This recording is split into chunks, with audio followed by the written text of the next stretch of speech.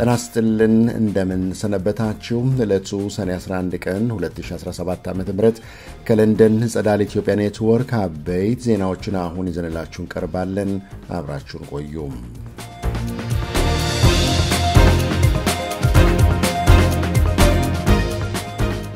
የውጭ ዜጎች የማይንቀሳቀስ ንብረት ባለቤት የሚሆኑበት ረቂቅ አዋጅ የውጭ ካፒታልን ወደ ሀገር ውስጥ እንዲገባና ኢንቨስትመንትን ለመሳብ አዎንታዊ ሚና ይኖረዋል ሲል የፍትህ ሚኒስቴር አስታወቀም። የፓርላማ አባላት በበኩላቸው የውጭ ዜጎች በከፍተኛ ሁኔታ ካፒታል ማሸሽ ውስጥ ሊሳተፉና ሀብትን ከሀገር የማስወጣትን እድል ሊያገኙበት ይችላል ሲል በጽኑ ረቂቅ አዋጁን ተቃውመዋል። የከተማ ልማት ሚኒስቴር በበኩሉም ከአስተሳሰብ አኳያም እንደ ባህል፣ እንደ ህዝብ፣ እንደ ማህበረሰብ ከተለመደው ነገር ለመውጣት እንቸገራለን በማለት ረቂቅ አዋጁ የቤት አቅርቦትን በከፍተኛ ደረጃ ያሻሽላል ሲል ተናግሯል። በፓርላማው የሰላ ትችት የቀረበበት የውጭ ዜጎች የማይንቀሳቀስ ንብረት ባለቤት የሚሆኑበት ረቂቅ አዋጅ ጎረቤት ሀገር ኬንያን ጨምሮ በሌሎች ሀገራት ቤት እየገዙ በኢትዮጵያ ውስጥ መከልከሉ አግባብ አይደለም ሲል አስረጂዎቹ ለፓርላማው ገልጸዋል። የፍትህ ሚኒስቴር አክሎ እንዳለው ግን ከ20 ሚሊዮን ብርና ከዛ በላይ የሚሸጡ ቤቶችን ብቻ ክፍት በማድረግ ከዚህ የሚገኘው ገንዘብ ለዘርፉ መነቃቃትን ይፈጥራል ሲል ሚኒስትሯ ወይዘሮ ሀና አርአያ ስላሴ ተናግረዋል። የውጭ ሀገር ዜጋም $150,000 በላይ ገንዘብ ወደ ሀገር ውስጥ ይዞ በመምጣት ንብረት እንዲያፈራ ሲፈቀድ ውድ የሆነውን መሬትን በቀላሉ አሳልፎ መስጠት አይሆንም ወይ በሚል የፓርላማ አባላቱ የተከራከሩ ሲሆን አብዛኛው የኢትዮጵያ ዜጋም ቤት የሌለው በሆነበትና የውጭ ዜጎች ከአንድ በላይ ቤት ወይም መሬት እንዲኖራቸው መፍቀድ የውጭ ዜጋ በገንዘብ ኃይል የሀገሩን ዜጋ የሚገፋበት ሁኔታንም ይፈጥራል ሲሉም ተከራክረዋል። በሌላ በኩል በህገ መንግስቱ የመሬት ባለቤትነት የመንግስትና የህዝብ ብቻ እንደሆነ መገለጹም በክፍያ መሬት የመጠቀም መብትም ለኢትዮጵያውያን ብቻ ወይም ለውጭ ኢንቨስተሮች ሆነ ያለም እንዴት ለማንኛውም የውጭ ሀገር ዜጋ ተብሎ ይሰጣል የሚል ጥያቄንም ተነስቶበታል። የውጭ ዜጎች ስለሚይዙት ቤት መጠንና ቁጥር እንደሚወሰን በተጨማሪም የውጭ ምንዛሪ ወደ ሀገር ውስጥ ለማስገባት እድል የሚፈጥርና የስራ እድልን የሚፈጥር አጋጣሚ መሆኑን በመንግስት ተወካዮች በኩል ለፓርላማው አባላት ተገልጿል። ከህገ መንግስትና ከፍትሐ ብሔሩ ህግ አንጻር ለህገ መንግስቱ በዝርዝር የአፈጻጸም መመሪያ ማውጣትን እንደሚያስፈልግ መደንገጉና ፍትሐ ብሔሩም ከ65 ዓመት በላይ የቆየ በመሆኑ ዘመኑን የዋጀ አይደለም ተብሏል። ብዙ ሀገሮች ይህን መብት ፈቅደው ባሉበት ሁኔታ ኢትዮጵያ እስከ መቼ በሯን ዘግታ ትቆያለች የሚል ምላሽም ተሰጥቶበታል። የስደተኛ ህጋቸውን አስተካክሉም የሶስተኛ ሀገር ዜጎችን ከአሜሪካን ስናባረር ተቀበሉ በሚሉ ምክንያቶች ኢትዮጵያን ጨምሮ በርካታ አፍሪካ ሀገሮች ላይ የጉዞ እግድ ለመጣል ሐሳብ እንዳላቸው በመገናኛ ብዙሃን የተገለጹት የአሜሪካው ፕሬዝዳንት ዶናልድ ትራምፕ በዋሽንግተን ከኢትዮጵያ አምባሳደር ጋር ተወያይተዋል።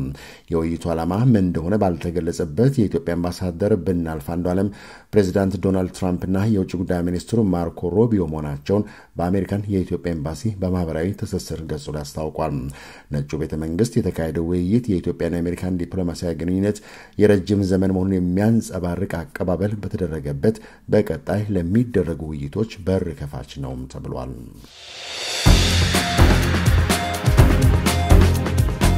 በሚቀጥለው ዓመት በኢትዮጵያ ለሚካሄደው 7ኛው አጠቃላይ ሀገራዊ ምርጫ የ10.64 ቢሊዮን ብር በጀት መመደቡ ሲገለጽ ምርጫ ቦርድ ካቀረበው 17.8 ቢሊዮን ብር የበጀት ጥያቄው ሲተፈቀደለት በ7 ቢሊዮን ብር ገደማ ያነሰ መሆኑ ተሰማ።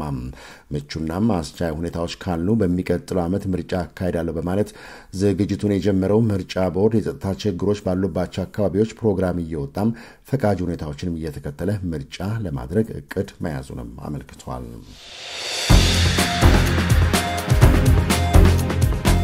የታድሶ ኮሚሽን ከ56,000 በላይ የቀድሞ ተዋጊዎችን ትጥቅ አስፈትቼ ወደ ህብረተሰቡ እንዲቀላቀሉ አድርጌያለሁ ማለቱ ተሰምቷል። ከ56,000 የቀድሞ ተዋጊዎች መካከል 45,000 ከትግራይ፣ ቀሪው ደግሞ ከተለያዩ 3 ክልሎች የተውጣጡ ናቸው። ተዋጊዎቹን ትጥቅ በማስፈታትና የታድሶ ስልጠና በመስጠት ወደ ህብረተሰቡ ለመቀላቀል እስከ ሰኔ 2017 እቅድ ቢይዝም እቅዱ ባለመጠናቀቁ ወደ ነሐሴ ወር እንዲሸጋገር መደረጉንም አመልክቷል።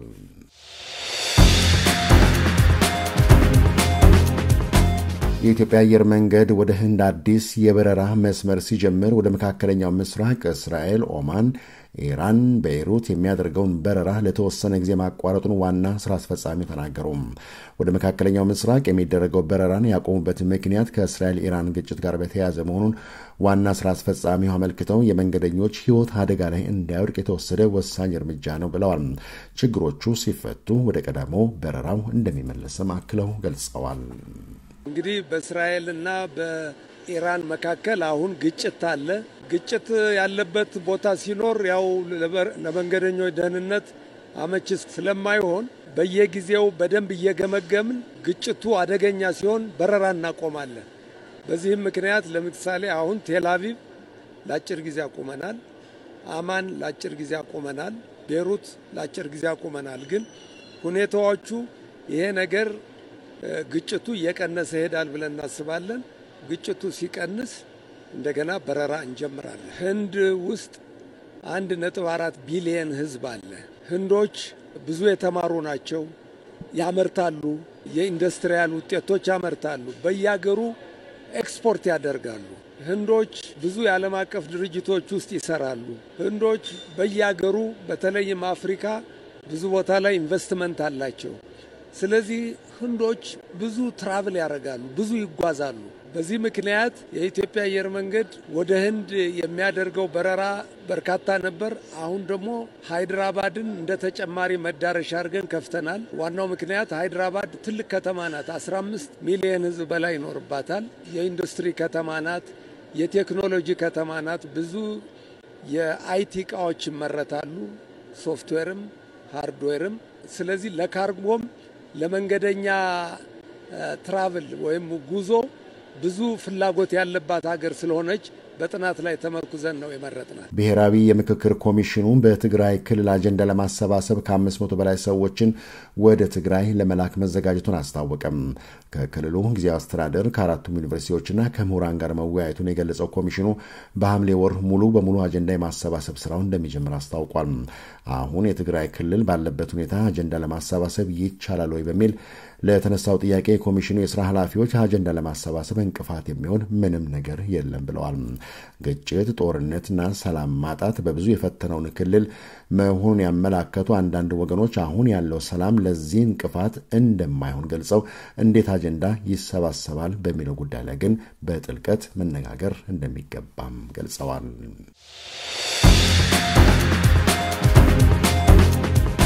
ኤርትራውያን ስልታዊ የመብት ጥሰት እየደረሰባቸው ነው ሲል የተባበሩት መንግስታት ድርጅት የኤርትራ የሰብአዊ መብት ልዩ ዘገባ አመለከተም።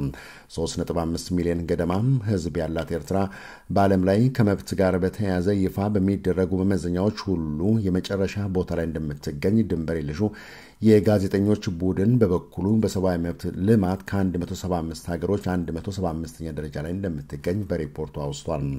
ጄኔቭ ስዊዘርላንድ በተካሄዱ የመሪዎች ጉባኤ ላይ በተባበሩ መንግስታት ድርጅት የኤርትራ መብቶች ጉዳይ የኤርትራ ልዩ ዘጋቢ መሐመድ አብዱል ሰላም ባቢከር እንደተናገሩት በኤርትራ የሚታዩት የመብት ጥሰቶች ስልታዊ ናቸው፣ አስቸኳይ ተጠያቂነት ያስፈልጋል ብለዋል። ከ10 ዓመታት በላይ ያለ ፍርድና ክስ በኤርትራ የታሰራችሁ ሁሉ ኮሚሽኑ ከፍ ባለ ምስጋና ስማችሁ መጠራቱን ይቀጥልበታል ሲሉ እኚሁ ሪፖርተር ተናግረዋል። በጄኔቭ የኤርትራም ተወካይ ሀብቶም ዘራይ በበኩላቸው ይህን ዘገባ ተጨባጭነት የሌለው፣ ግልጽነት ያጣ፣ ተጠያቂነት የጎደለውና ሚዛናዊነት የሌለው ሲሉ አጣጥለውታል።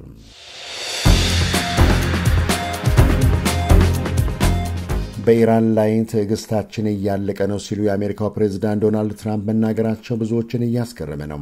ፕሬዝዳንቱ በኢራን እስራኤል ግጭት ላይ እጃችን የለበትም ሲሉ ቢቆዩም አሁን ደግሞ የኢራን ሰማይን ተቆጣጥረነዋል ብለዋል እኛ በማለት በትስስር ገጻቸው ላይ መልእክታቸውን ያስቀመጡት ፕሬዝዳንት ትራምፕ ኢራን ያለምንም ቅድመ ሁኔታ እጅ እንድትሰጥ ጠይቀዋል። የኢራኑ ሃይማኖታዊ መሪ አያቶላህ ኻሜኒ የት እንዳሉ የት እንደተደበቁ እናውቃለን፣ ለጊዜው ይቀመጡ ሲሉም ተናግረዋል። መጪውን ግን አናውቀውም ሲሉም የፕሬዝዳንቱን መልእክት ተከትሎም ኢራን በእስራኤል ላይ የሃይፐርሶኒክ ሚሳይሎች መተኮሷ ተሰምቷል። ከድምጽ ፍጥነት ከ5 ጊዜ እጥፍ በላይ መጓዝ የሚችሉ ሚሳይሎች በአየር ላይ አቅጣጫ በመቀያየር ለመከላከል አዳጋች እንደሆኑም ተዘግቧል። በተመሳሳይ እስራኤል በኢራን ከተሞች ፔሮዝ፣ ሳበላንና ሳያድ በተባሉት ላይ በአየር ጥቃት መፈጸሟም ተሰምቷል። ከለንደን የጸዳል ኢትዮጵያ ኔትወርክ የዕለቱ አበይት ዜናዎች እነዚህ ነበሩ። ስለተከታተላችሁን ከልብ እናመሰግናለን። መልካም ጊዜ።